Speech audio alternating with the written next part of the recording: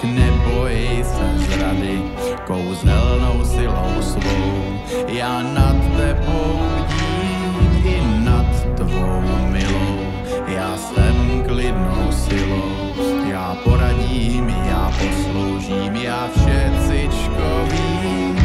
Naslouchej mi, jak v bouři šumu lesa, varování jemné, znamení neochvějné přichází ode mne pro toho, kdo naslouchá, a nebo kdo si tu brouká melodii ticha.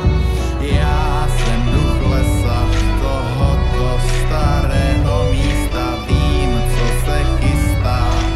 Já jsem alchymista, tak obětuj mi myšlenku a kousek těsta a pověz, čím hospodaříček poslouží. Vím, kdo překročí, kdy práh tvého domova, kam dopadnou kulky z litého olova, kam dopadne blesk, kam přeskočí jiskra, a kdo ti zasadí smrtelnou ránu v časech podivných, v myšlenkách vlivných.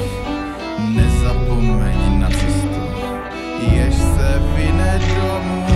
Já jsem tady, tak neboj se zrady, já znám všechny úklady a protiklady. Já jsem duch lesa, tohoto starého místa, vím, co se chystá. Já jsem alchymista, tak obětuj mi myšlenku a kousek těsta a pověz, čím hospodaříček poslouží.